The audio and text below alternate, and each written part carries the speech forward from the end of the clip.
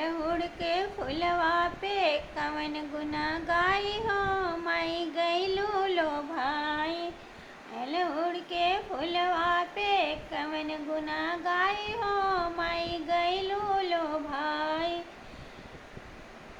पूड़ी कचौड़ी की भोगा लगाई, पूड़ी कचौड़ी की भोगा लगा। अड़हुल के फुलवा पे कवन गुना गाई हो माई गईलू लो भाई। अड़हुल के फुलवा पे कवन गुना गाई हो माई गईलू लो भाई।